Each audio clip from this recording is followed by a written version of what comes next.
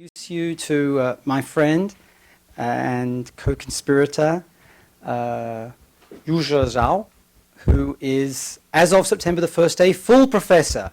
Give it up for Canada. At Simon Fraser University. And if any of you are interested at all in understanding how the media work, the only place in the Western world that knows roughly how they work is, in fact, Simon Fraser University, with its very distinguished faculty.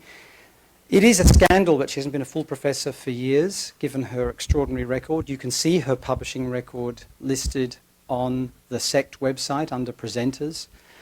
She's, I think, the foremost political economist of media writing today, although she has lots of co-conspirators who are very distinguished, such as Paula Chakravarty, whom you'll be hearing from later this week. She's a former UC faculty member. She was at the University of California, San Diego. And she is also one of those people who publishes at an extraordinary rate, yet in addition helps to build institutions. And that's one of the keys to a number of the people you've heard from today, like Andrew Ross, heard from last week, like Andrew Ross, for example.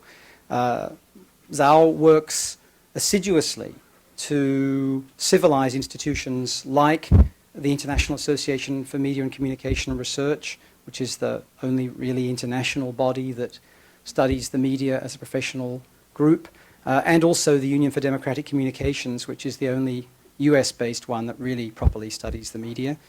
She makes those institutions be more international, look more thoroughly across nations and between nations, and always consider old-fashioned issues that are very important to many of us here, like equality, like social justice, and of course what it means to turn social justice into cultural justice and vice versa. So it's really thrilling to have her here, and I want to give her the warmest of welcomes.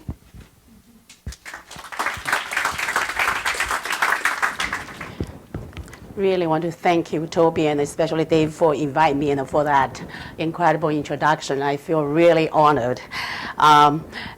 Since I came in from the airplane yesterday, although not from China directly, but actually from Vancouver, which again, it's fake, right? I will tell you, anything that has to do with Olympics is fake. I'm especially, so I'm thinking of the airplane mode. Say, I know you have choices, but you end up, picking me. In this case, I know Toby do have choices, even, among people who, and Dave, among people who do China. So you have Jiang's Brand New China, whose book actually I reviewed for Harvard Press.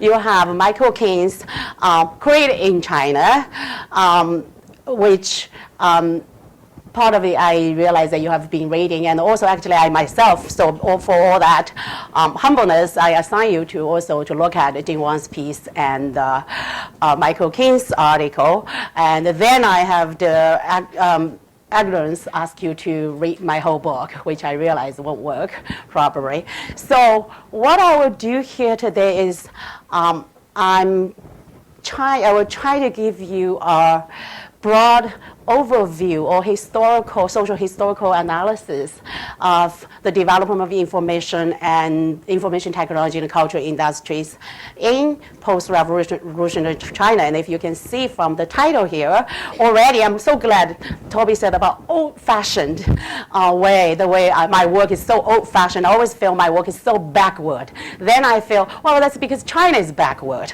We have liberal intellectuals in China who feel that if only China was colonized, then at least our English will be as good as those people who are from Singapore. So talk about old-fashioned, so you see these two old-fashioned categories of analysis, class and nation. And of course, even more old-fashioned, Confucianism, right? So can Confucian save China and the world from capitalism? Class, nation, a social historical analysis of information technology and the cultural industry development in post-revolutionary China. This is a mouthful things. And I beg you to bear with me, and also it's so good to hear Kate talk about the definitions, because even from that list of definitions, they expand, 1, 2, 3, 4 categories. You don't see information technologies per se in the definition of cultural industries. But I was, because trying very hard to look for it, but then at least I see, internet, computer and video games. Well, you can't have those without the information technology infrastructure. So that's why I brought information technology in. Also, the whole thing, actually, the cultural industries, especially the way it is framed for this Summer Institute, it's being now seen as a new side of development. That is economic development. And information technology has been, the last wave of focus for development. So I think if we can learn something from the last wave, the IT as the new side of capital accumulation, and now more the software side, cultural industry as the new side of accumulation. I think there's connection there, not only because I said there's the infrastructure issue. That is, much of the cultural industry is based upon information technology, but also because there's a lesson to be learned about the role of IT for development. And now we think about cultural industry, CI, or creative industry for development, and what kind of connections there. Also, because, as I say, I was supposed to be on the Olympics, but because of visa complications, yes, that shows the mediation for the nation state and also the high intensified level of security. Although I'm Chinese, look Chinese, actually I'm a Canadian citizen. That means if I need to go to China, I have to get visa. And because of the intensified security apparatus, it becomes very difficult, complicated to get a visa. So, and on top of other things, I just decided, it's not worthwhile to go. So anyway, so what I would do for this talk is I want to frame the using the Olympics as an entry point, and then because after all, especially the ceremony, opening ceremony, is the ultimate piece of creative industry production, really, at this moment. So, and then use this as a metaphor, as an entry point to talk about the historical analysis that I want to do. And I put this as the historical period I look at, I put this as post-revolutionary. That is post-49 China rather than reform era. And I did this for a purpose. And I will see if this makes sense. So what you have is the moment and the message and the context. And I summarize in terms of the way it is presented of the Olympics. 30 years of post-Mao Chinese neoliberal development and global integration capped by the Olympic spectacle. And what you have is dazzling technologies of cultural production. Take a neoconservative revolution, which that's why Confucian neoliberalism all come together, and a Chinese cultural nationalism centering on the revival of Confucian values to a new high. And that this is done in the name of promoting what is called in Chinese 人文奥运. Basically, it's Olympics in the spirit of the humanities. And so the interesting thing is this word got lost in the Western translation. So the Chinese three words, right? High-tech Olympics, which you got. Green Olympics, well, which is a contradiction term, but the Chinese tried. But then the third term, 人文奥运, humanities Olympics, Olympic with the spirit of the humanities. And that's so appropriate for us too, because this is, this whole summer school is about the new humanities. So, but I guess this lost in the Western translation. I don't know if any of you reading anything about the Olympics heard about the humanities. But that's the Chinese definition, the slogan. So the Green Olympics, I assume you have heard, but not the humanities because it lost in translation.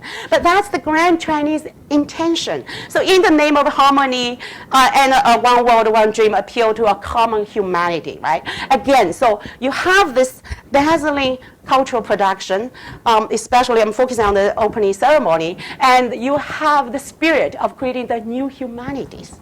Or the humanities. So what you have, and also, so I go to Tiananmen Square. I didn't go virtually, of course. So what Tiananmen Square says, and you see these two slogans there? Because Chinese always, put out these slogans, and these are not put there innocently. So the Chinese read this, most of the people probably don't, but here's my rough Chinese English translation. 5 continents, 4 seas, joyfully celebrate the Olympics. Reform and openness jointly compose harmonious epics, or writing new chapters of Chinese history. So, but that's in the Tiananmen Square, okay? And in the middle, you see the monument to People's Hero, right? Which is a monument that put on by the People's Republic at its founding to celebrate or to commemorate the heroes, the revolutionary heroes who have fought for China's independence. And that starts with 1948, the Opium War. So in the inscription, actually, it starts with when they talk about, okay, who are the people's hero? Because this is the people's hero, the monument to the people's hero, right? And it starts with the anti-colonial struggle, the 1840s. So I thought this is the message of the Olympics. And you have the Chinese history starting again, new China from reform and openness. So what kind of historical context we're in? So you have a repressive Chinese state caught in a profound domestic social crisis, which I will discuss a little bit, but also a Chinese state that has been instrumental in sustaining global capitalism, appeal for peace and harmony amidst destructive markets. We talk about, triple crisis of financial market, the housing mortgage crisis, which China is deeply implicated. China has 376,000 billion or something exposed to this, the subprime crisis.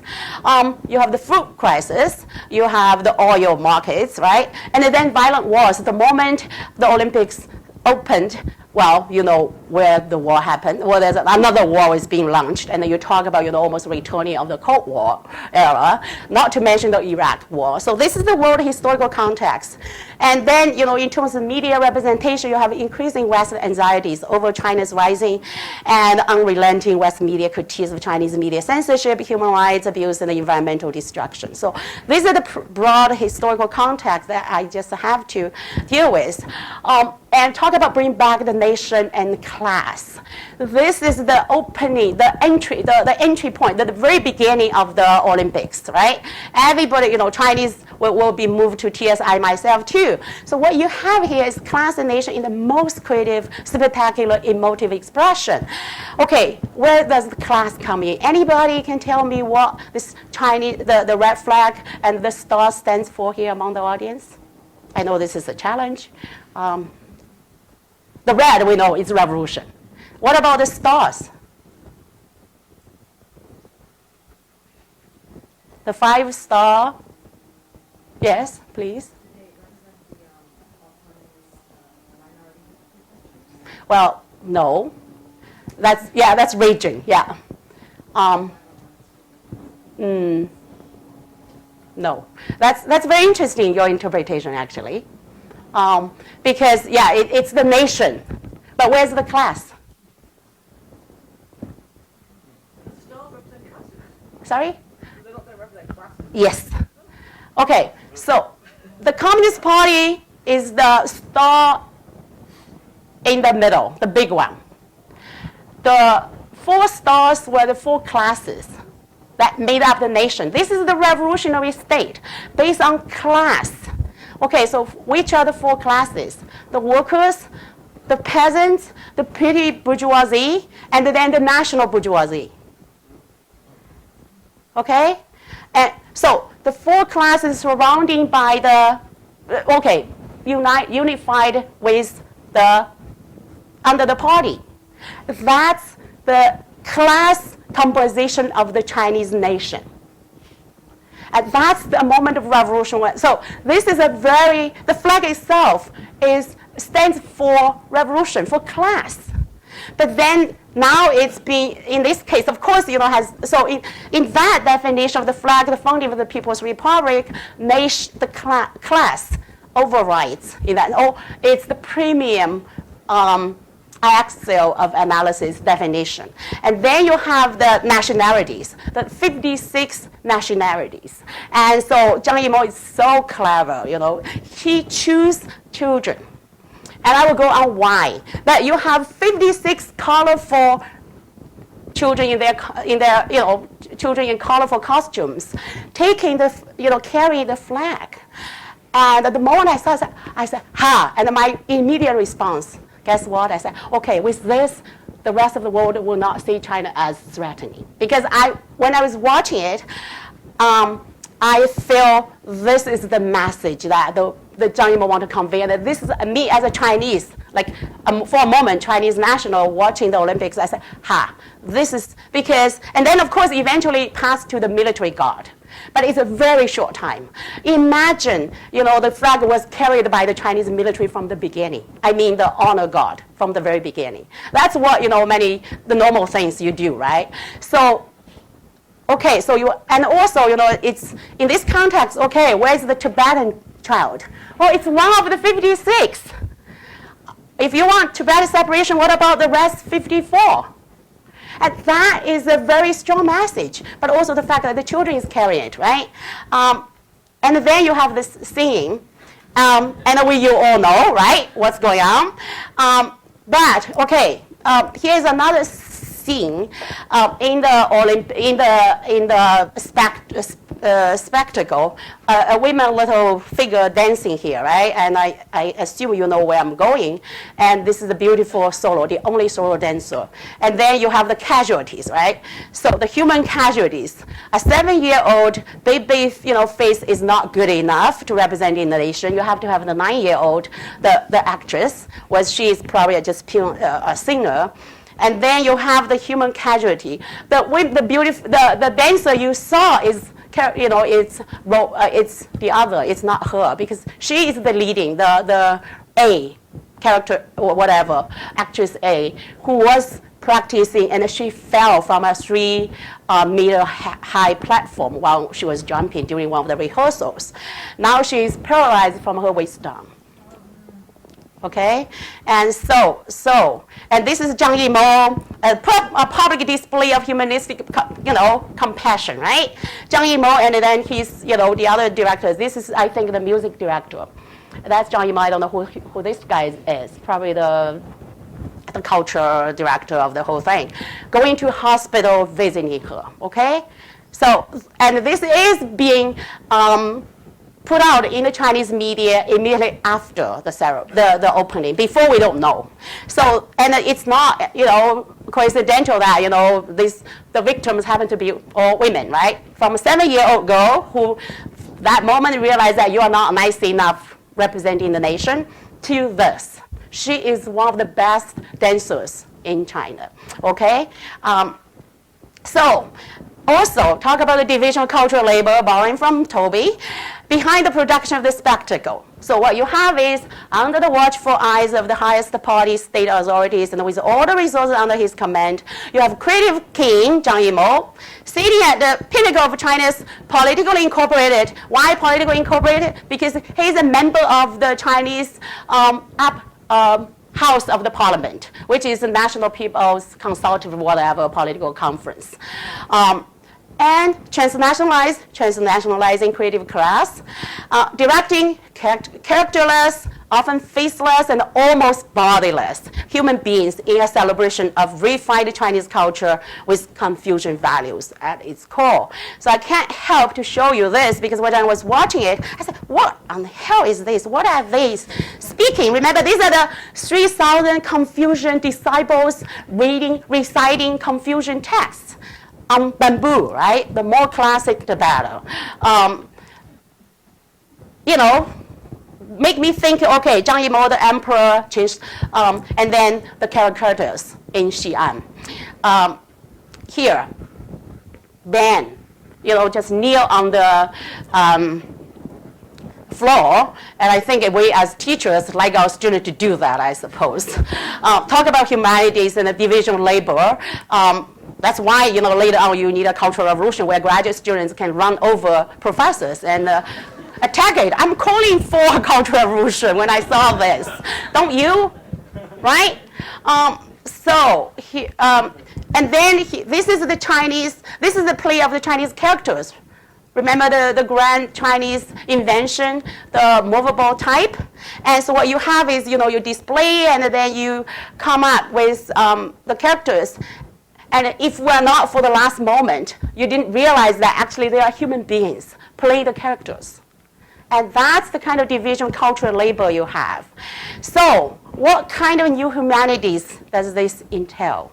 How do we get here and how to make sense of it?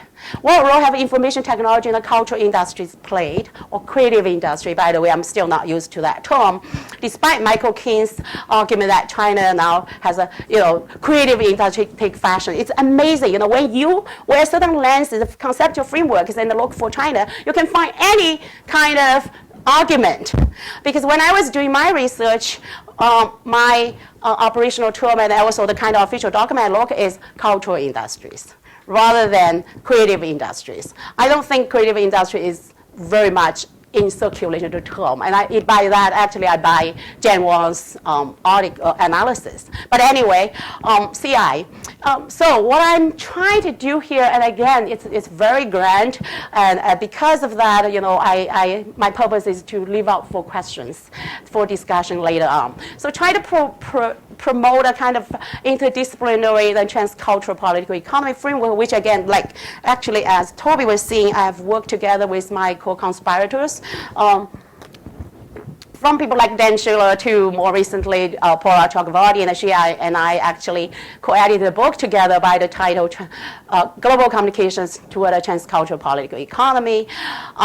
So these are just some of the general principles or just kind of conceptual ways of looking into making sense of what's going on. One is, this is very, I know it's very almost like a cliche. Everybody talk about integration for political economy, cultural analysis. There's been many efforts, but sometimes it's easy said than done. But what I'm trying here is you can't say study industry without the content. What's being communicated. You can't talk about production without reception. For example, the reason that Jiang Yimou put out that children, the way I read it immediately is, wow, this connects. Because Jiang Yimou, when he put out that, he has the reception in world. A world, especially a US, worry about China's raising and the military. And so you want to minimize the role of the military guard. You want to put out the children. You want to put out 56 children rather than just, Han Chinese. So you can't have analysis of production without conceptual research. This is all old communication theory stuff. Also, I want to put this analysis of culture, the rise of creative industries, in a kind of world historical context. In particular, and again, me, being mad at Jiang Yimou or trying to critique him, reinsert the suppressed history of struggling against imperialism and capitalism, and for national liberation, socialism to Zhang's Olympic narrative. And actually in the article, as I say, I apologize for sent you the whole book to read, but actually I do have one article that summarized the main argument in my new book, in the book that I co-edited with Paula. And there I use the kind of contradictory terms, neoliberal strategies, socialist legacies, as a defining feature of that defines China's cultural industry development and also the policy environment. And as I say, I want to look at the intersection of class and nation at different historical junctures as the locus of analysis without ignoring gender, region, and other marks of difference. And again, when Toby said old-fashioned, that kind of sanctions me to be old-fashioned. But in this era of transnational global civil society, post-national citizenship, it seems really old-fashioned to locate or try to make sense of cultural industries, creative industry in the context of class and nation. But class and nation both have material base in the capitalist logical development, which I don't think we have surpassed. And the historical process of class formation, nation building are closely intertwined. And also, if you talk about, Katie talked about early on, you have focused on urban aspect when you talk about creative industry, as, well, Saskia Sassen, who has been very big in this area, she argued the global and the national should not be treated as two mutually exclusive domains for theorizing and politics in understanding the ongoing global transformations. And especially for China, as well as many other peoples outside the core of Western capitalism, the historical struggle for nationhood and the formation of the nation state was closely entangled with the struggle of not being drowned by the tidal wave of capitalist development, which in Michael King's language called the need to catch up, right? Actually, you forever catch up, and you forever have a great leap forward. So as late as the mid-1980s, that is the moment when China's elites launched economic reforms, the most powerful argument that was mobilized in the media was the notion that China will lose its global citizenship. That is not individual citizenship. That is, China as a nation will be disappeared, will be wiped out on the earth. And that was the debate in the mid-80s when I was actually still in China. And so the idea of China being, the Chinese nation being expelled from global citizenship, that become the most powerful mobilizing argument for neoliberal reforms. Also, talking about the need to bridge disciplinary divides, I think in communication studies, cultural studies, there is, or in the entire academy, there is a divide or intellectual division of labor, which as Radhika Das, who is a scholar of Asian nationalism, argued, there has been unproductive scholarly division of labor between a study of nations. Nationalism is largely focused on culture, idea of imagined communities, for example, and political economy of national, international capitalist development that foregrounds uneven development class. And I think our scholars in this area, communication and culture, are uniquely positioned to bridge this divide, to bring in both the analysis of political economy of uneven development and look at the cultural politics of identity formation, whether it's class, nation, gender, or many others. So that's my reason for being old-fashioned. Also, I want to look at the dynamic intersection between elite and popular social forces with particular attention to the agency of popular social classes. So especially in the area of China studies, it's, either you have people who look at elite politics, reading tea leaves, from Zhongnanhai, see what elites were saying, guessing, all the channel. And then you have people who study protests of workers and peasants, all that. But I think it's important to look at this dynamic intersection and especially look at the agency of popular social classes. And if you talk about, the difference of my own work from people like Michael King is I look at the popular social struggles. I look at the agency of not just Chinese bureaucrats who try to create China's cultural industry, but I look at the agency of Chinese social forces, which might not be incorporated into the proper cultural industry per se. And the interesting thing is, when I was reading Michael's Media Culture Society piece, when me and Dan Schiller, one of Michael's co-conspirators, and Toby too, were singled out as strong, I feel like strong targets for not having a sense of agency. I said, Michael, what are you talking about? My whole thing is about the Chinese social agents, the Chinese workers and farmers. And also in my other paper, actually, published in 2003, I talk about who can ignore the agency of Chinese globalizing cultural bureaucrats, also people like Jiang Yimou. You can't. But anyway, so there's a different sense of the agency and I think it's especially important to look at the dynamic intersection. Why you have a Tiananmen Square in '89? Not just because the students are protesting, but because there's a division in the ruling elite. The party itself is divided. that's when you have this kind of, this major outbreak of a movement. You can't have one without the other, or as I say, you can't have a massive movement like that type without both the intersection, the dynamic intersection between the elite and the popular. Why you don't have it today in Tiananmen Square?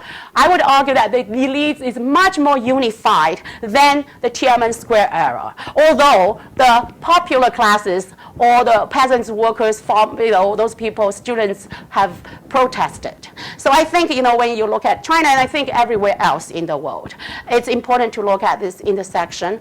And a similar, well, you see 8, because I'm trying to make it, make the good number 8. This point is really connected. And I tell you, actually, my slide has 88. I have 88 slides.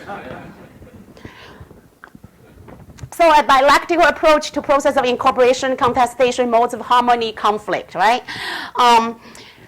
Again, this is borrowing from the old political economy framework. People like Peter Golding, Graham Murdoch have been writing a lot about this. Also, and here is one thing, as I say, I want to bring in more, not less, expanding on what you have been discussing over the last week. A holistic notion of development, a socially embedded concept of economy, industry, and technology. You can't talk about culture without agriculture. Speaking of this, in June, actually, I was attending another summer school at the University of British Columbia, organized by Arif Derek, attended by people like Emmanuel Wallenstein. He was one of the keynote speakers. And the title is The End of Peasants, Global Capitalism, and the Future of Agriculture, Agrarian Society. And right now, we're not even yet reached the benchmark of having half of the population living in the cities.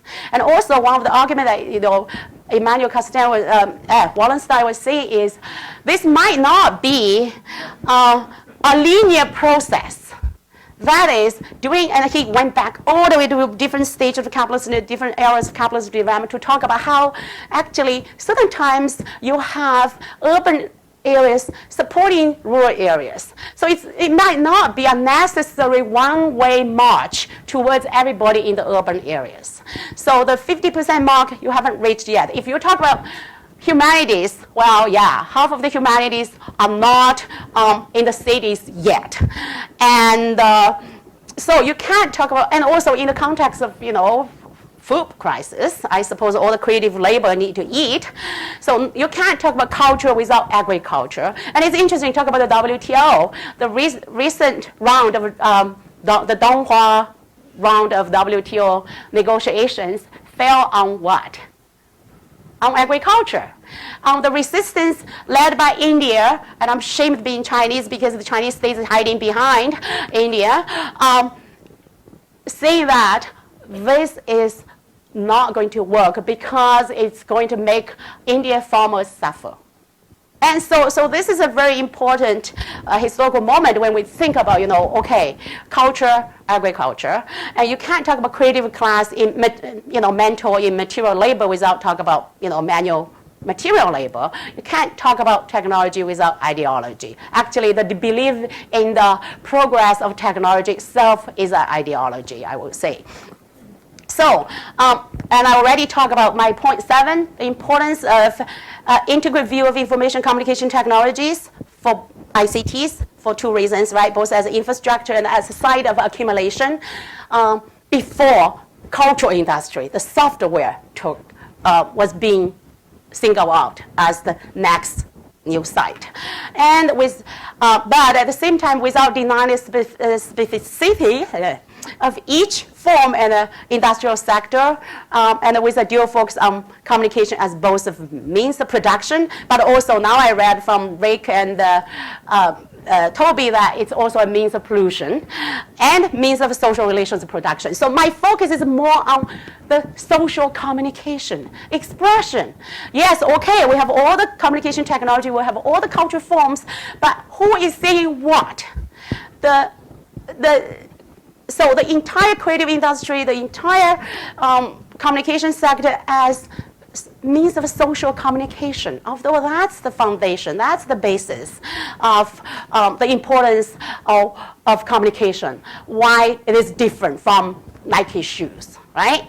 And also in the end, the last one, a moral philosophy and a theory of social justice, which I pick up from a phrase that Kate cited, somebody else, right?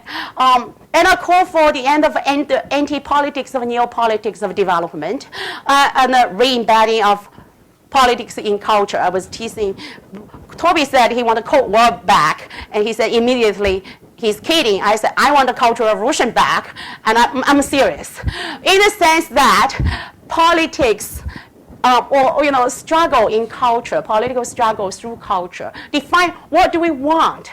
How can this consumerism as a form of culture, a mode of cultural reproduction, can sustain ourselves? I think there's a serious need to bring politics ideology into culture. Okay, so now I'm starting my formal paper. I know, Okay, so this is China. Starting to look at China historically. And I will go through more quickly, I think, with all the setup. So again, I want to bring back the Maoist period, because you can't understand today's China without looking at it. And even if you want to deny it, the ghost of Mao, or Derrida talk about ghost of Marx, the ghost of Mao is haunting China, even Jiang Yimou, I'm sure. So historically, Chinese nationalism and socialism were very closely intertwined, right? The Chinese nation's class position in an imperialist international system meant that the Chinese Revolution, i.e. the Communist Revolution, which led to that flag, was first national and then social. And as Lin Chun, who wrote a very interesting book called The Transformation of Chinese Socialism, saying that, the communists held a firm belief that if social interests conflict with national interests, the social must yield to the national. It's interesting when, as Liu Qigang, the musical director of the Olympic ceremony, when he disclosed the lip syncing event, he invoked the term national interest. He said it's in the national interest to use the voice of the younger little girl and then the face of the more telegenic, beautiful girl. He actually used the term social interest. That means the individual must be, in this case, the interest of these two young girls, or one at least, must be sacrificed for the national. But, so although this PRC, it was, and constitutionally it still is, a state led by the class alliance of workers and peasants, Maoist nation building. Well, now basically you use creative industry for develop national strength and power, right? At that point, Maoist nation building under the conditions of a West economic embargo, and a split. Well, this is still ongoing with Cuba, right? And so Cold War really has not ended, not to mention, the new breakout of war in Georgia, a split with the USSR. And again, that's, the intersection between communism and nationalism, right? Lead China to resort to basically a form of internal colonization, or some have put it urban-rural class apartheid, institutionalized through the household registration system. So the system of dividing the Chinese population into rural and urban citizens were very much the same as racial apartheid. Really, you can't marry. Well, they don't say you can't marry, a rural woman like me. You can't marry an urban man. Well, they don't want me because you don't have all the social, cultural citizenship entitlements of an urban citizen. You're condemned to the countryside. But more than that, what you have is, for China to take off, to industrialize, you basically explore your own internal population. Because unlike, the Western nations, you can imperialize, colonize others. China can't. Too late. The West were just too powerful. So it's in this context that Mao launched this the first Great Leap Forward campaign, right? The purpose is rural industrialization, make steels, right? So you have this backyard furnace making steels, led to a massive famine. Tens of millions of peasants, the social base of the Chinese Revolution, were starved to death. And if you talk about bring something personal, actually, my maternal grandfather, my mother's father, was a victim of the famine. He died about 2 weeks after my mother was married off. And I didn't know that he was a famine victim because they didn't tell me. The Chinese peasant doesn't even have a discourse. Now you have the intellectuals talk about the stuff of the Cultural Revolution, and that's all what you know, especially in the Western literature. But very little was written about the famine and the millions, 30 million, well, in one estimate, right, of farmers starved to death. And they're the ones who grow greens, for God's sake, right? And even worse, there was, in the symbolic realm, there was very little in terms of representation. And even in the families, you don't talk about it. I discovered until I came to Canada and went to Canada and learned about the family. And then I said, what? You tell me, he died that year, and then his last wish is have a bowl of soup made of yams, and that's it? And then I realized, yes, he was a victim. So through this process, the Chinese state basically extract agricultural surplus for urban development. And this is the volume, the price scissor. Basically what you do is you charge very expensive high price for industrial goods going to the countryside. And then you pay very cheaply for agricultural goods, right? And that's the price scissor. It's unequal trade right now in the international scale, but in China it's institutionalized through the state. And this is the volume of the price scissors being extracted by the Chinese state for initial urbanization. So, but still, under the Maoist regime, Maoist nation-state building did not completely abandon countryside. At least, in rhetoric, the three great divides, that is the urban-rural, work and the peasants, mental and the manual labor, creative, uncreative class, I suppose, but I won't see the manual labor as uncreative, were of great political and ideological concern. That is, they know that this is going on. They can't, China's, the logic of try to make it in the global capitalist system, compel the regime to explore farmers, basically.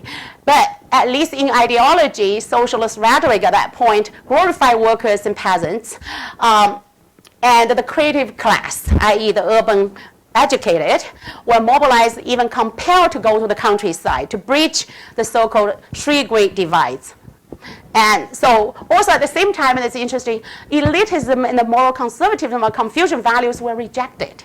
Because the Cultural Revolution is nowadays being remembered, for example, as a destruction of the intellectuals, right? And also traditional cultural relics. But then you cannot just redefine traditional culture because the Cultural Revolution politics has a class dimension to it. He said, well, Confucian values are reactionary, especially with regard to women, for example.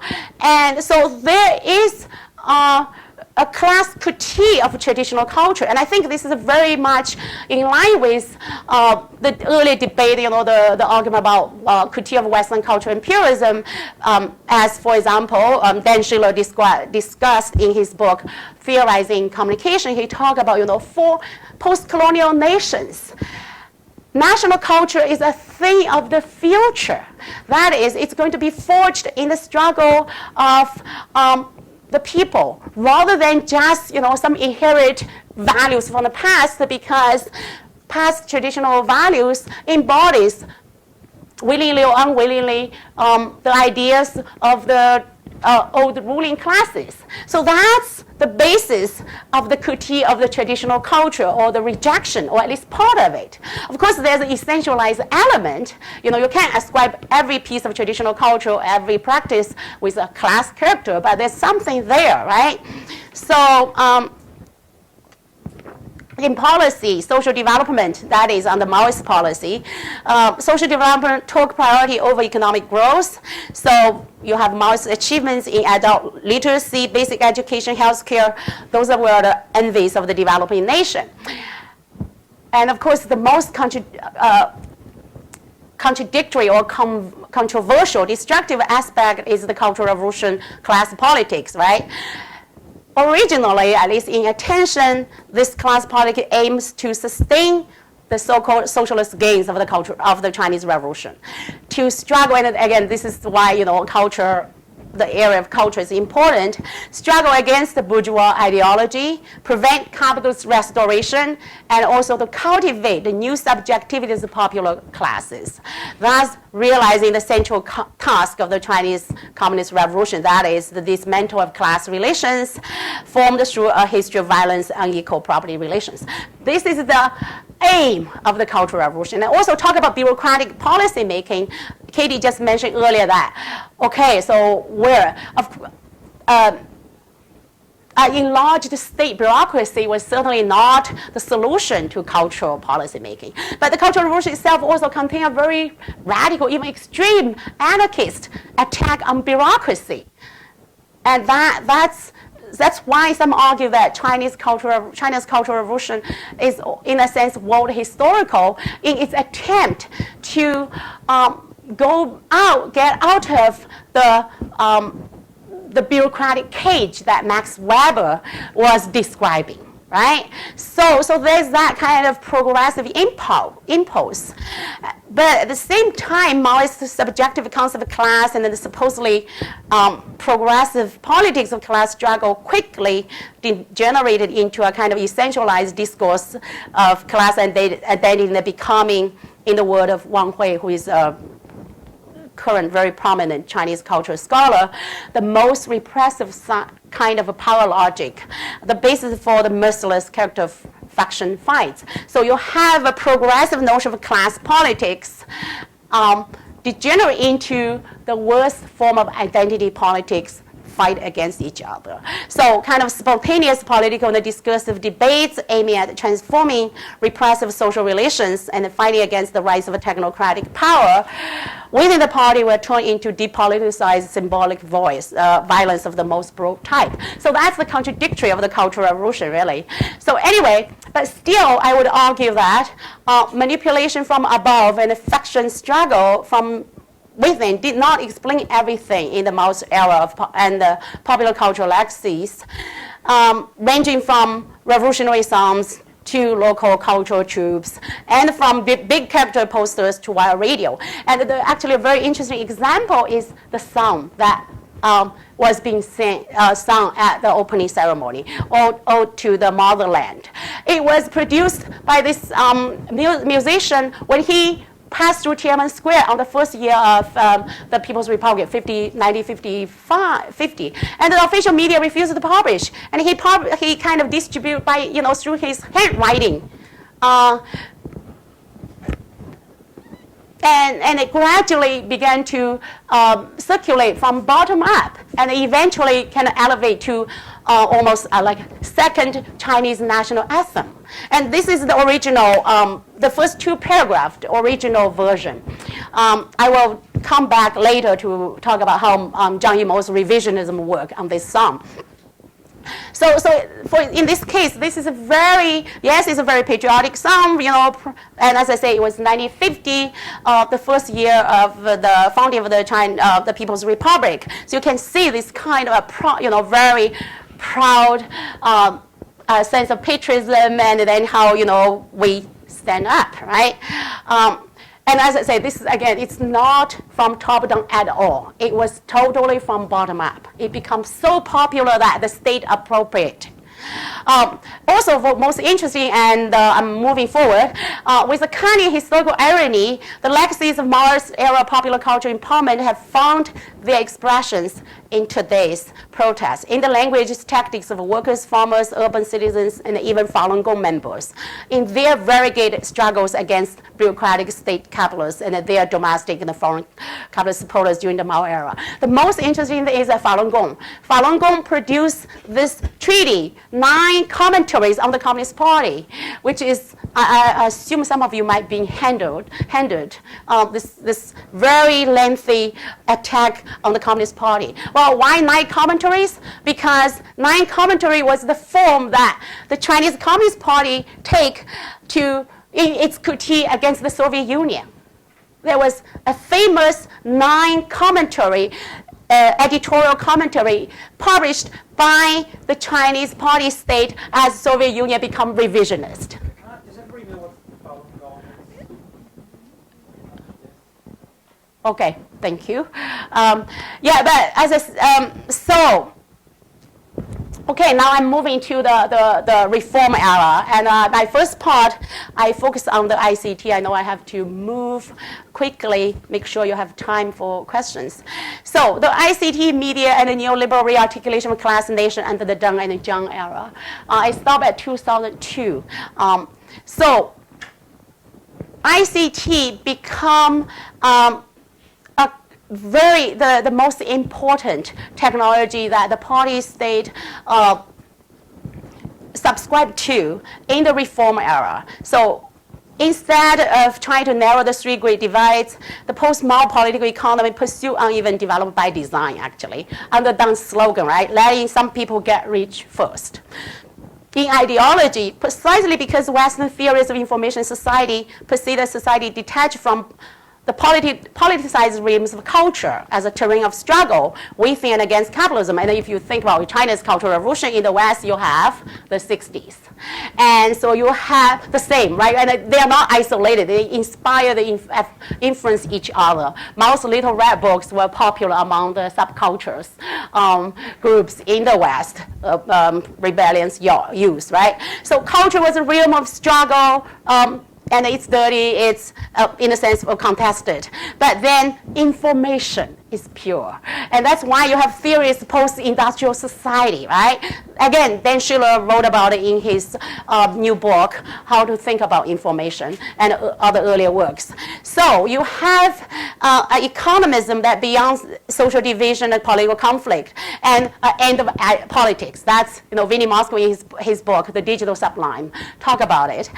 So Western theories of information society had a particular appeal to a post-Mao ruling elite who just came out of the Cultural Revolution, and they themselves suffer from the violence of its centralized discourse of class politics, right?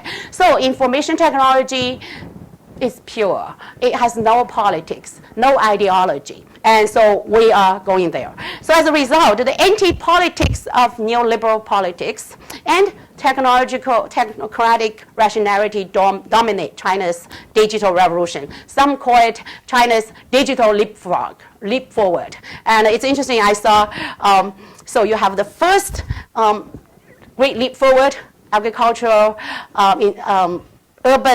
rural industrialization, making steels. Then you have the second, in metaphor terms, and the leap forward. And now, if you look at Michael King's title, the subtitle, what? A new leap forward, a great new leap forward. So this is the 3rd time. But if the first 2 turn out to be chaos, disasters, I'm not sure about the 3rd one, really. So in national policy, ICTs become a key link of a transnationalizing economy in a top-down and a technocratic-led digital leap forward. So I said earlier, China helped to sustain global capitalism. Here's how, right? As China and ICTs become the 2 poles of growth, that again, it's Dan Schiller's idea. That is China as the geographic zones for the expansion of capitalism. ICT as the new site for the expansion, for the accumulation of capital in the neoliberal era, right? So these are 2 poles of growth, and they intersect in China. For global capitalism since the late 80s, the Chinese state ignored agriculture, rural society, peasants, and of course, many other millions of social problems, social errors. So you have massive investment in ICTs, and then decline the investment in education, basic education. You have 3,000 skyscrapers put up in Shanghai, but then during the same era, Chinese nation add 30 million adult illiteracy. Well, by now, because it happened in the 90s, 80s. So actually, literacy in China has declined. And so these are the things you can't separate. They go together. At the same time, so an unsustainable rural economy creates the largest wave of migration in human history, or domestic migration, with 120 million peasant workers, migrant workers, on the move in just 2 decades, and with a project, if things going like this, you have 200 million more. That's the size of U.S. population. What's the size of U.S. population? 300 million. So you add together here, you have the entire U.S. population on the move or going to be on the move. So although IT and ICT, IT-related sectors employed 60 million people in 2002, accounting for 6.7% of total urban employment, the ICT-led rapid growth deepens rather than solve rural and urban underdevelopment. Talk about PhD dissertation. This is I'm citing from a dissertation that was just defended last week. Somebody produced actually under Dan Schiller. Talk about working class formation in China's ICT factor, and I'm a committee member. So she studied the job creation process, type of job in the ICT sector, and that's her conclusion. And so just, well, I'm sure you have seen pictures like this. So you have a gender division of labor as well. So male in the construction site with their salaries often not paid at all. It's a major issue which I discuss later. And the female works in the assembly lines, mostly ICTs. That's what some people were saying. The world's information revolution was partially built on the backs of Chinese women, right? And then here, I think this is like a railway or station where people buy tickets to go home, that kind of thing. So the urban-rural divide and so a world historical migration is going on. So with ICTs as the key enabling infrastructure and a leading economic sector itself, China was quickly turned into the workshop or work floor, right, of the world. And the Chinese economy, foreign direct investment driven, export oriented, and increasingly dependent economy. That is, depend on the West, especially US for core technologies and consumer markets. Yes, China has sold a lot of computers to the world, but the chips come from Intel, right? So, and also increasing dependence on the third world and other parts of the world, including Russia, probably not yet. And that's the fight, the struggle between China, US, Russia, right? Resource, all that. Developing countries for raw material and energy. So China is indeed fully integrated in that sense. So in this mode of production, China's primary input is cheap labor made possible by a repressive state, and its regressive agricultural rural policy because agriculture is no longer sustainable, and the Mao era urban-rural apartheid structure, right? At the expenses of rural society, the environment, social development in general. And so, as I say, the ICT sector itself, as a leading export industry, was itself highly dependent on foreign technology. So I'm not going to go into the detail. So here's something I thought was interesting. So this is talk about the smiling curve in China's garment industry or fashion, which now I can realize it's part of creative industry. So my talk will not be irrelevant. So you have the brand name getting a huge share of the profit, and then you have retailers, the super expensive brands get another huge share, the two sides of a smiling mouth. And then you have the manufacturers at the bottom. But then think about what the workers get at that bottom. How much the manufacturers can share with the workers. So this is the China's comparative advantage, right? But I think it's really comparative disadvantage. So in this, under this smiling curve, transnational companies and their domestic collaborators harvest profit, and then cheap made in China consumer goods for the US market partly offsets the negative impacts of growing income polarization on the poor in the U.S. It's interesting because just a few weeks, talk about IMCR and my involvement, because I was doing a plenary talk there. And then on my way back, I bought this Economist special issue. And in the article, it's written from a neoliberal perspective. Basically, we're saying, oh, yes, in the U.S., there is income inequality, increasing income inequality. But it doesn't matter. Because why? The poor can still buy more cheap goods from China. But it didn't take into account the fact that the Chinese workers are being exploited. But at the same time, it did take into account the fact that the poor in the U.S. now have to work 3 jobs to do that, to earn the income. But from the perspective of the ruling elite and the economist perspective, that's why it doesn't matter. So here you have a case, the typical case of transforming class tensions within one nation into a national issue. These peasant workers harvest hardships and a structural inability to reproduce themselves as an urban working class. People like E.P. Thompson talk about the making of the English working class. But at least they're able to make it in the urban areas. But Chinese rural migrants can't make it in the urban areas. What happened with the Olympics? Well, the people who built the bird nest have all been sent back. And then only 30, I heard, workers were left there to maintain or to do whatever is necessary. And so they can't reproduce themselves as a working class. That's the position of a late development nation. And so, of course, you have clear gender and regional divisions. At the same time, the Chinese nation state harbors transnational media condemnation of human rights abuse. And that's what this is all about, right? In many ways. So, as China became the post-child of a global neoliberal ICT 4D, that's for those who are not in the ICT area, I think my co-conspirator Paula is going to talk more about ICT. ICT 4D, for development, okay? Strategy, Chinese society become deeply divided along class, region, gender, ethnicity, other social cultural divides. People talk about Tibet issue. Well, yes, it's too complicated, but partly the Tibet issue has to do with this increased social tensions, not just ethnic. Okay. Instead of speaking of one China, it becomes more meaningful to speak of one country, 4 worlds. I won't describe you which 4 worlds. We can talk later. So, despite the state's digital leap forward intentions, China's ICT industries continue to focus on low-end production. Again, the dissertation just finished prove very convincingly this is the case.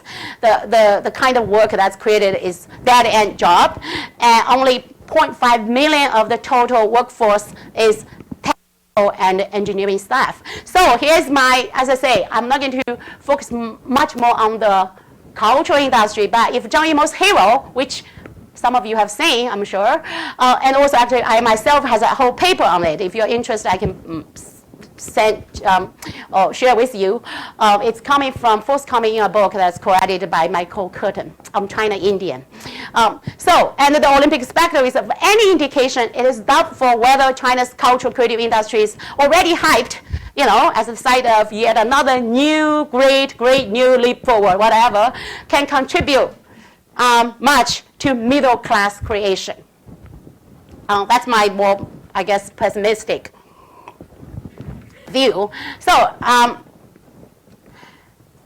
inadequate and uneven job creation contribute to class polarization at the site of production, as I just described. Inequality also constitute at the site of consumption, of course, right? Distribution of services. Telephone, internet, distribution actually is even better than the distribution of cultural goods, like books, film. The Chinese film industry nowadays just don't even go to the countryside, basically. All those multi-complex cinemas were built in some cities, not even every city, in some core urban cities, the first and second worlds of China, not the third and fourth worlds. So also, talk about the transnationalized nature of class formation and industry development, you have China's cultural industry are now more eager to reach a transnational audience. Well, after all, this is what Jiang Yimou has been doing, right? Then the domestic hinterland and among the urban poor. So this is really what difference between, for example, when the U.S. cultural industry took off, it was able to incorporate the domestic lower social classes, immigrants even, the U.S. film industry, for example, being very good. But then nowadays, when China's cultural industry was trying to launch itself, it really is thinking of a transnational audience, not the audience inside the domestic hinterland. Okay, so that again is a very different situation. So some charts, I'll just go through quickly. This is the increase of the Gini coefficient. Again, I won't have time to explain. We can talk about it. It's a measure of income inequality. And you can see it rise dramatically. So the national is the blue one, over from 1980 to 2000. But what is also significant is inside urban areas. Because urban China used to be relatively egalitarian, but now what you have is dramatic internal inequality within urban sectors. Here is a chart that's been put forward by a professor of rural economics in Beijing. Talk about projection growth of middle class, because that's the mythic social class that we need to grow, right? And so you have all these charts. I think China's, 2005 is just there. It's not very far yet. The middle class is very small, although in population terms big, but percentage terms it's relatively small. And here, there's some charts for a distribution of telephones. It's all in, the red is the total number of telephone users. And so it goes very fast indeed. You have basically very little during the pre-reform era, 49 to 78, no growth, because telephone was not even a consumer citizenship in service. It's elite political communication. Then you have quickly pick up. This is the blue line is the new increase each year. The red line is the absolute number. Again, I have all this is taken from Chinese official source. Therefore, in Chinese, I don't know how to manage to translate it. But here, what you have is provincial distribution of telephone users, with Guangdong on the highest, and then of course Tibet on the lowest, right? Qinghai all on the western provinces. Here is distribution of national telephone penetration rates. The pink is mobile phone, the blue is fixed phone, and again you have Beijing, Shanghai, Guangzhou, Guangdong on this side, and then Jiangxi, all the interior remote areas on the lower side. This is the growth of internet population. I'm not going to show you. I'm just going to go. This is a chart again, it's in Chinese, but what I can point out is here among the different categories of people, students, so 28.8% are students, internet users. And then move counterclockwise, you have freelancers, no employment, workers, 12 point. This is the highest in the past few since then. Service workers, office clerk, 7.4. Responsible leaders, 4.9. Experts, technical people, 14.6. Who is not in the picture? Farmers. This is the national representation of the use of internet. It's on the Chinese official CNNIC website. No farmers, they're not counted. So, okay, so that's the ICT side. And what you have is at the same time, the media, now the more software side, the role of media and culture industries in articulating neoliberal cultural policies of class nation. So you have a repressive media regime, which I describe in quite detail in my book, and a no debate policy. That is, when Deng came to power, he said, especially after '89, and there was a debate about where China goes, we should not have debate about the political nature of the reform. What it works, he's a kind of pragmatic. And again, I read a line from one of Kate's paper talk about what it works, what it matters, right? Doesn't matter. Forget about ideology. No debate policy effectively depolitize development and prohibit open debates on the social orientation of reform and the whole process. So this short-circuited the circulation of social struggles because you can't report working class struggles. The media don't report it. Discourage the formation of radical working class consciousness.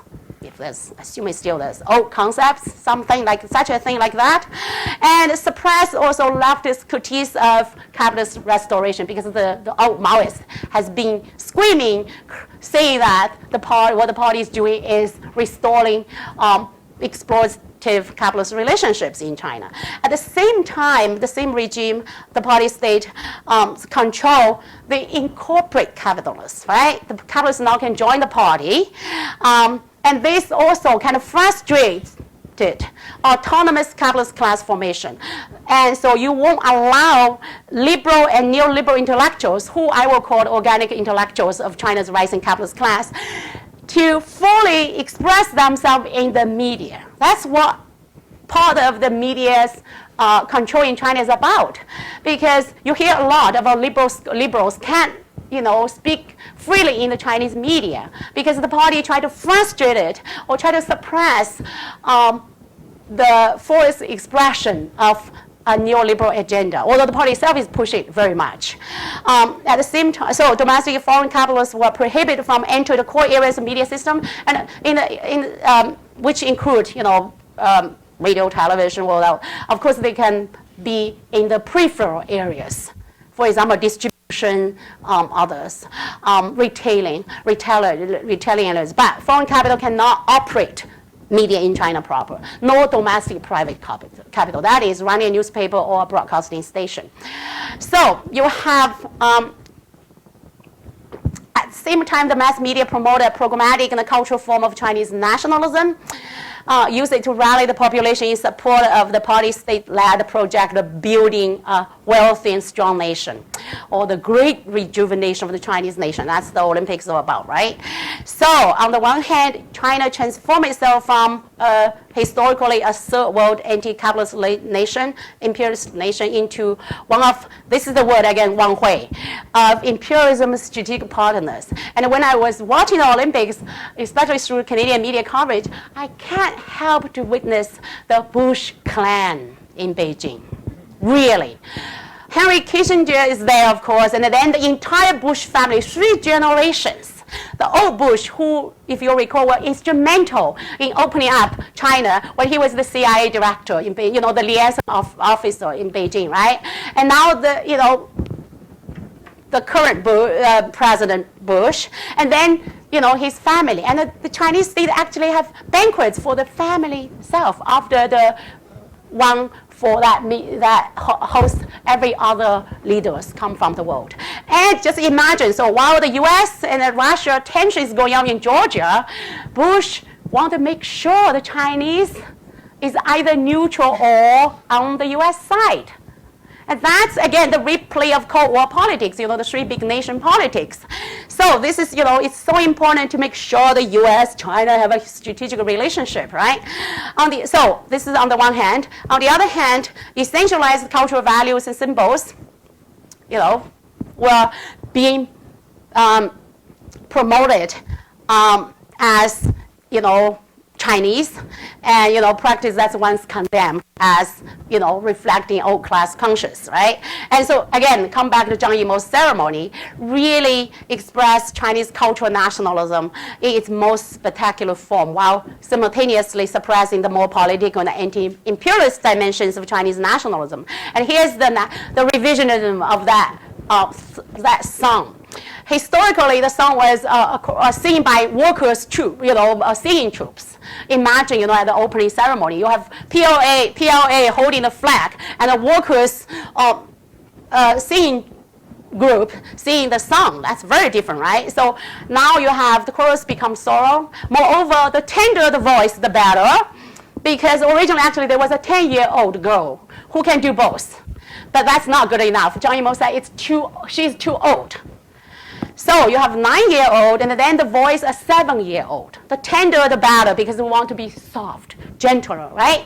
So also the sentence in the second paragraph of that song, which was only the song performed at the stage, our heroic people has risen up, was replaced. We love peace. We love our hometown. Actually, homeland is not even the more correct. It's hometown, like, whichever small hometown you come from. And of course, and also in the second paragraph, the term independence and freedom are our ideals were being dropped. And of course, these last two the entire last two paragraphs are just more ideological, right? You have Mao leading us, that kind of thing, which I guess, yes, it makes sense to drop. But I was surprised that independence and freedom, our ideals were being replaced, and our hero people has risen up, has been replaced by we love peace.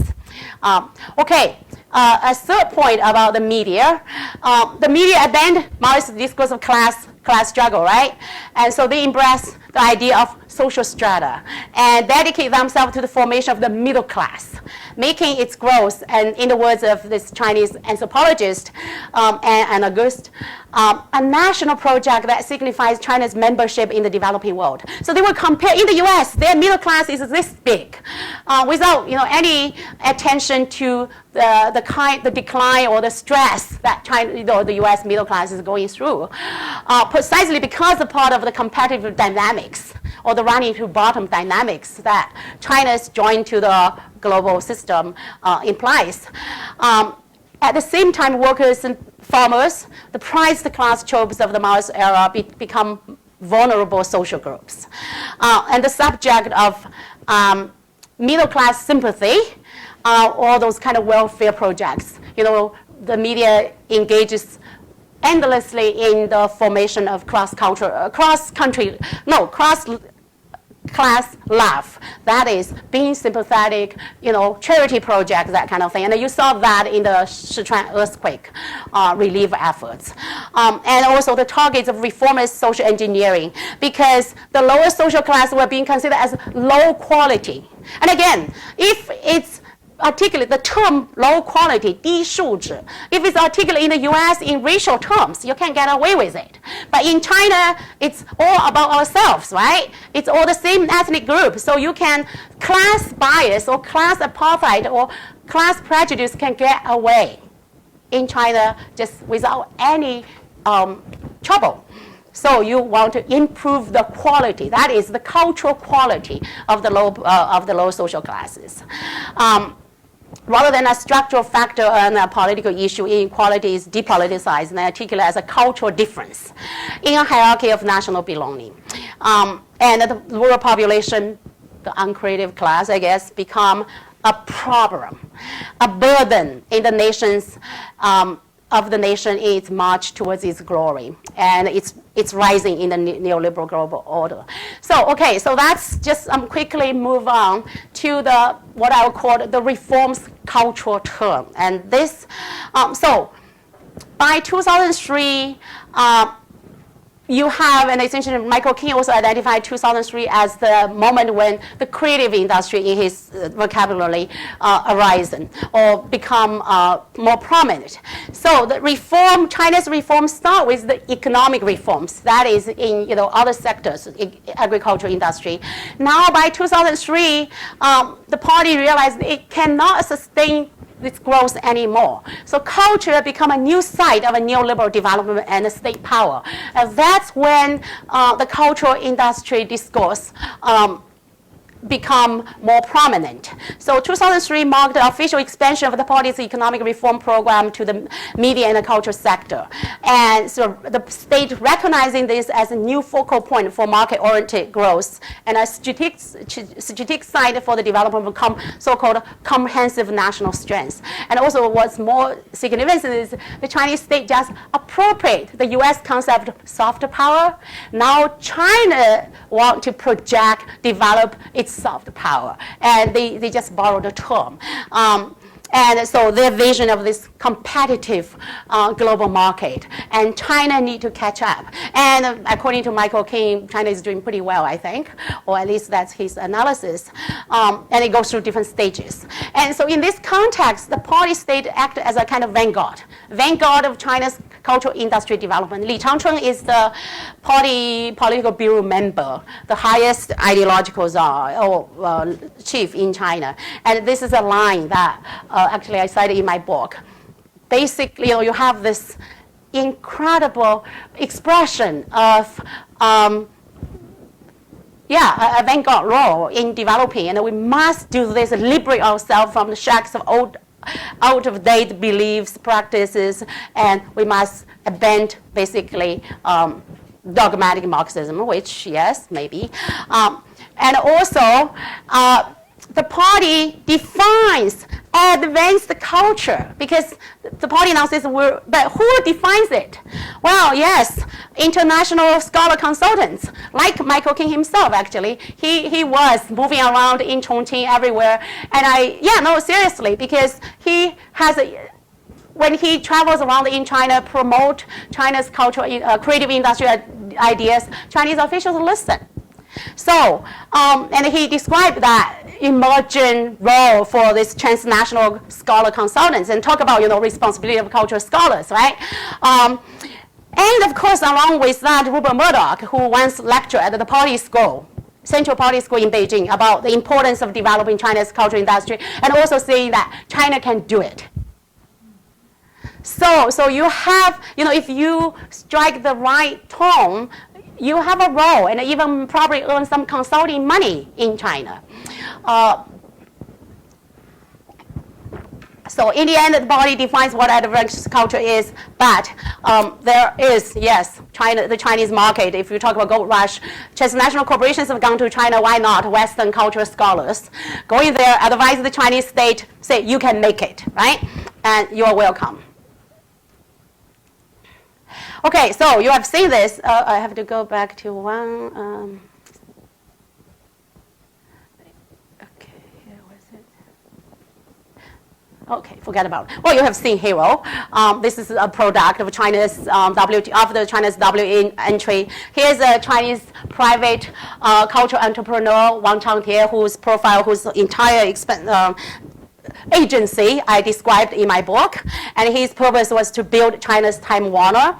And then here, this is Global Hollywood in China, or Chinawood, saying Hengdie's Tiananmen is as big as the one in Beijing. Hengdie, I'm favorite because it's in my hometown. It's just an hour or so drive. Actually, my daughter ended up one day visiting there, and she played, she got photos taken or played a theme park, right? I said, okay, Lin, you have a job there. Go back to work in Hengdie, and then, that's your future Hollywood. So, and they said this is a fake Tiananmen Square built in Hengdie, in China's biggest film production site, right? Here's, again, more pictures of Hengdie's setting. Everything can be filmed, I heard, from European towns to desert, everything. So if you have projects, go into Hengdie, produce there. And here is what it matters, right? Chinawood in the eye of Canadian producer. Labor is cheap, all across the board. There is no union. It's a free hand for directors. And this is a Canadian producer shooting in Hengdie. And again, more evidence of how cheap it is. So I don't know how different is this China's emerging creative cultural industry as in compare with the garment industry in terms of the assembly line of cordless phones or whatever. There are similarities. That is because, there's no labor union. And again, you have endless flow of peasants who want to be the extras. I was teasing my brother, say, hey, why don't you go there? Because nowadays he constantly try to borrow money from me. He's one of those Chinese peasants who didn't make it. So I'm the sister. So I have to lend him money. I said, well, too bad. If it was you are 10 years younger, maybe you should just go to Hengdie and become a film extra. But that's really the part of this whole thing. Okay, so the third section of the paper, I'm drawing to a conclusion. Communication culture and the involved politics of class and nation and the who's China. The Westerners make fun of who, right? So I'm paying and say, okay, who's China really? Who is Hu Jintao, the current party secretary, right? Because And this is, a familiar line by Partharcharji, the Indian scholar of nationalism, saying that the post-colonial state aims to find a place in the global order of capital for the nation while striving to keep the contradictions between capital and the people in perpetual suspension. And this is exactly what the Chinese post-revolutionary state has done, especially the post-reform Chinese state, post-Mao Chinese state, right? So to the extent that China made the largest contribution to global poverty reduction in the neoliberal era. I have data, statistics, but this is true, right? Throughout the neoliberal era, in other countries, poverty reduction basically goes to negative. But in China, in many other countries, but in China, this is substantive in terms of poverty reduction achievement. But yes, China found a place in the world, and the Olympics symbolize that. But this has not prevented China from finding itself in a damned place in the global order of capital. Indeed, damned, right? So some were saying that, this one scholar official was saying, under Mao, we solved the problem of being beaten up. Mao, after all, through the ruthless exploitation of Chinese worker farmers, built an atomic bomb, big deal. So China is a nuclear state, so the Chinese state stood up, right? Under Deng, China solved the problem of being hungry. Well, not all, well, still hunger in China, but it's not a big issue right now compared with many other parts of the developing world. But now we face the problem of being condemned. Maybe that's a lesser problem, and maybe China's cultural industry can help. And that's where the Chinese state is focusing on. That is how to solve the problem of being condemned, being damned, right? So that's why the appropriation of the soft power, the idea of Chinese cultural industry go abroad, presenting your own image of China. And the Olympics, again, it's the pinnacle, it's a major effort on this, right? So the liberal human rights discourse has become not only the ideology by which Western condemns China, but also has been mobilized by domestic liberal intellectuals in their critique of the party state, right? So the problem then for China's bureaucratic capitalist rulers and those in the West who wish for a peaceful evolution of post-revolution China into, yes, market economy, capitalism, and a liberal democracy is whether the new politics of middle-class formation, now they are counting on, yes, first on information industry, now partly cultural industry, can happen fast enough before China's lower social classes are ready for yet another social revolution in an uneven global order that continues to provoke Chinese nationalism. So again, you have a moment of intersection, complicated between nation and class. On the one hand, specific manifestations of the contradictions between capital people are erupting on a daily basis across the nation. On the other hand, different strands of nationalism are on the rising within and beyond the Chinese borders. And of course, Chinese nationalism has always rising in response to the West, right? West imperialism, now West critiques of China's human rights problem, however human rights is defined. So if the 1980s ended with the single event of the state's crackdown in 1989, the 1990s, the 2000s have been characterized by intensified dispersed social conflicts, daily basis. Despite the state relentless repression and its pervasive and ever-expanding information communication control regime, various Chinese social forces are communicating their struggles. I said earlier these struggles are being short-circuited, but it's still going on. So there's a major debates going on since 2003 when Hu Jintao came to power. So censorship can no longer keep a lid on opposition.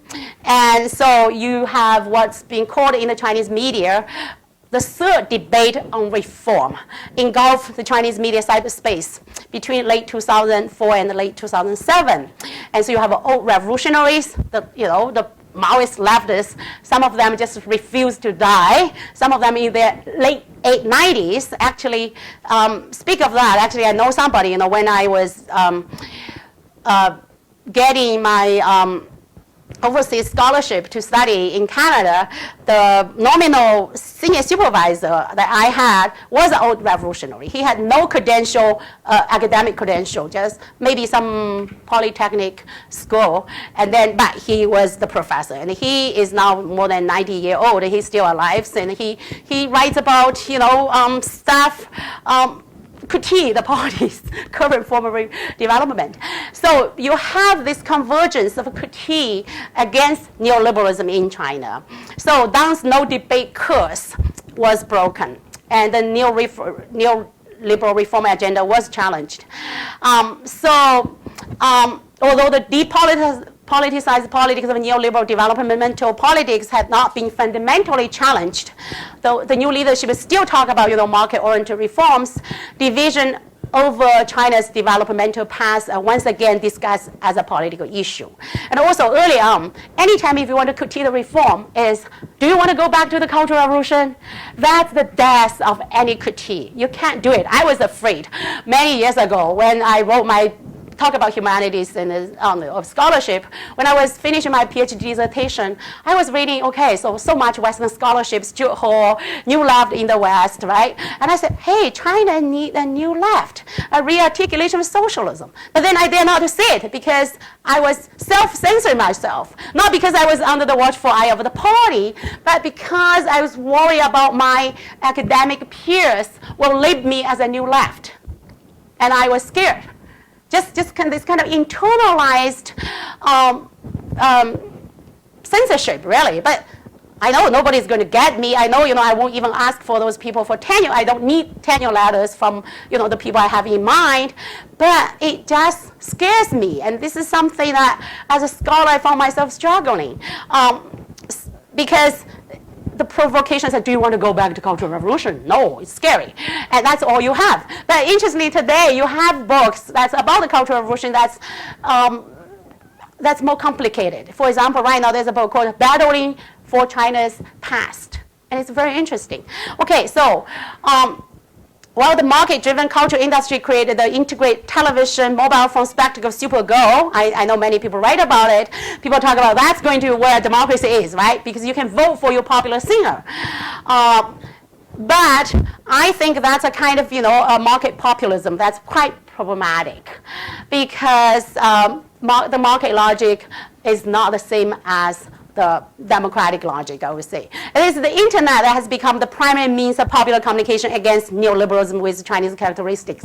That's here I want to look at the difference between say more consumer good oriented cultural industry and then the kind of more political communication focused internet and newspapers. And the most interesting aspect of this is, again, the rise of left website. This one, the Mao flag website, actually appropriate this slogan here, under whatever circumstances we must carry Mao's great flag, was articulated by Hu Jintao. So this website was set up by the old revolutionaries when their print media outlet was shut down by Jiang Zemin. Because when Jiang Zemin allowed the capitalists into the party, these old leftists, more than 100 of them, attacked Jiang in their own little obscure print journal.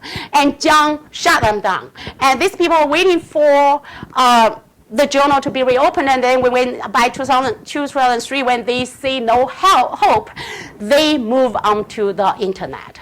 So most time we talk about internet being young people's medium. While in China, the old revolutionaries found internet with the help of their own children or grandchildren.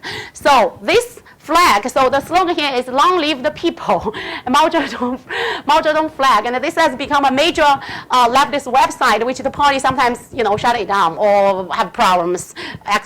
People have problem access. This is another website called Utopian. And it really is a clearinghouse of many leftist articles. It has very interesting slogans, you know, importance of justice, equality, freedom, all that. So, and much of the debate has been happening in terms of the future direction of China on the internet. Again, this is very complicated. I don't have time really to get into. But in this case, when this Wang Bingyu guy, which I describe in my book, rural migrant labor, unable to get his salary paid, and he was so frustrated that he went a rampage, killed 5 people. And, his foreman and his relatives or whatever. And so you have a case of this migrant worker subject to criminal law, criminal justice defined on individual basis. And then you have the leftists saying, what about the class-based social justice claims of the entire migrant class whose salaries were not even paid? So many of them didn't even pay, got their salary paid. So originally it was the Xinhua news agency that report this story with the moral saying that, the party should take care of workers, make sure their salary paid. But then when the internet took it off, you have poems like this accusing that, if the Communist Party prosecute Wang Bingyu, this worker rebellion, or, through personal revenge, then it's the death of the state because the state had betrayed the working class. And that's very inflammatory. That's why Western critique of Chinese media censorship doesn't even get close. What is being censored? What is the topic? What is at stake? Because what you have is, and I think, if you put censorship, relationship between censorship and capitalist development in historical context, of course, if you're going to develop capitalism, it is the left, the anti-capitalist voice that will be part of the target. And this is exactly, immediately after this kind of poem, the party censored everything. Wang Bingyu is prosecuted without any media attention. And also you have emergence fear of popular expression among the business elite. It's not just the party that's afraid. You have, for example, this Beijing University economist professor saying this, that the public opinion environment has reached the worst point since 92. That's when Deng Xiaoping said, hey, forget about capitalism and socialist debate. Let's have development, right? The internet era is one in which information can be easily biased. So I'm not going to read this, but the thing is the business elite were afraid of the articulation, popular expression. And so what you need is you have to suppress the debate. So the silencing of the sacrificed as the road to a market society utopian. And again, this is a very long quote. It's in my book. It basically said we have to cover up. And also what's significant is the market society, it's another utopian. It's a neoliberal utopian, as different from the earlier communist utopian. And so the idea is, the premise of surmounting, however, is that those who are doomed to be sacrificed as the price during the process better be spent without knowing it. So, and this is, the future. This is how China can march to its glorious future. So the official response, since then, the Hu Jintao leadership has tried to re-articulate a more human-centered notion of development and, emphasize on justice, equality, environmental sustainability. And it's within this context, you have the term harmony, right? Hu Jintao discovered harmony. Well, that's when you have class conflict. You need harmony as a hegemonic discourse, right? And also a re-articulation of socialist discourse, for example, including a discourse on constructing a new socialist new countryside, which is the slogan of the 50s. So yes, on the one hand, you have the cultural industry initiative, or the need to develop the cultural industry, but at the same time, the party states try to balance that development in the urban areas with a focus on the west regions, on the countryside. And you have implementation of more kind of redistributive social wealth policies. And in the culture area, communication culture area, the party state kind of launched kind of Maoist campaigns to connect all Chinese villages, because the Western university, the WTO sanctioned regime of what is called Universal Service Fund is not going to bring this kind of service that is basic connection of telephone for rural population. So the Chinese state basically launched kind of Maoist-style campaign, say, okay, you have to do this. Every society is mobilized to connect the villages. Also, in terms of culture, the party state right now launched this project of building cultural centers in every township. So some libraries, all kind of film projection at the grassroots level. This kind of project, of course, have limitations. One is this kind of top-down mobilization, right? And kind of welfare-oriented. Rather than let the farmers express themselves, you have the slogan, the government pays the bill, peasants watch the show. Well, how large the government's cash supply is, well, much of it is tied in the U.S. actually. So those money, the U.S., the Chinese state bought huge amount of treasury bills in the U.S. The Chinese state is subsidizing in many ways U.S. state, right? I assume most of you know that. So I don't think paying the bill of Chinese peasant watching show is going to be a high priority, but this is very much symbolic. And so in this kind of rural cultural enfranchisement, you kind of downplay the subjectivity of farmers themselves for expression. You have this kind of top-down welfarist project. But still, what you have now is the result of a struggle for communication, culture, citizenship, articulated through national politics and concretizing state policies because workers and farmers has been protesting. So you have this project of but at the same time, you also have bottom-up efforts, and this is yes, one of the urban professors, rural economist, who mobilized students to go to the countryside, and they use all this kind of revolutionary symbolism. Students wear red hats, and then armbands, invoke the revolution, and then they teach peasants or try to mobilize them by singing, revolutionary songs. Solidarity is power, that kind of thing. So recycling of the popular cultural, the revolutionary legacy for kind of a new round of this bridging the rural and urban gap. This is another case study. Actually, this is a guy I'm going to, for my project, I'm going to visit in Beijing. So you have a popular culture star, 1B. This guy called Shun Heng. Of course, many of Chinese young generation want to be working in the cultural industry, want to be popular singers, but then only a few can make it. So he ended up, after graduating from whatever institute that specializes in singing, he ended up become the voice of peasant workers. He ended up singing songs for construction workers in construction sites. And he ended up teaching them singing how to get salaries from their bosses.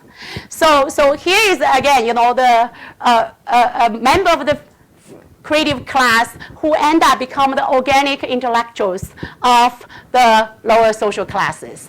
And he right now has set up a little museum in the outskirts of Beijing, and he become the voice of the popular class. Here is what I call the creativity of the weak in their resistance. I'm evoking Jim Scott.